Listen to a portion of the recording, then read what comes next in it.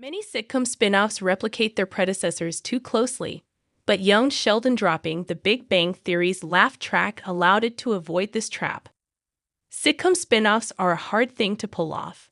If the new series is too similar to the original, it can feel redundant and like a carbon copy, as seen with Friends follow-up Joey.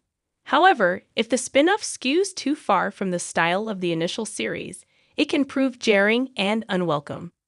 While other genres of television can thrive in this unpredictable space, sitcoms are often seen as comfort viewing. Daring experimentation isn't always welcome. As such, the creators of sitcom spin-offs are tasked with a familiar problem: how to deliver a similar experience while making the show unique in its own right. Young Sheldon managed to pull this off by telling the story of George Sr., Mary, and the rest of the Cooper clan, while other sitcom spin-offs struggled to match the critical acclaim of their predecessors. Young Sheldon discouraged comparisons between itself and The Big Bang Theory by fundamentally altering the tone of the series. Young Sheldon felt completely different from The Big Bang Theory, which made the show more successful. Even successful spin-offs like That 90s Show and How I Met Your Father were criticized for looking and sounding too much like the original series. This often happens when such follow-ups fail to update or reinvent the franchise. Part of the problem was that these spin-offs replicated the style of their predecessors completely. Young Sheldon, however, wisely added narration and dropped The Big Bang Theory's laugh track.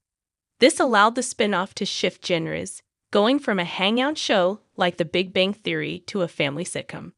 By contrast, both How I Met Your Father and That 90s Show kept the style of their predecessors intact. The two spin-offs struggled to stand out as a result. Since How I Met Your Father looked so much like How I Met Your Mother, it became impossible to watch the series without thinking of Ted Mosby and his friends. Similarly, since That 90s Show maintained the laugh track and recognizable kitschy editing of That 70s Show, the series felt like a facsimile even during its best outings.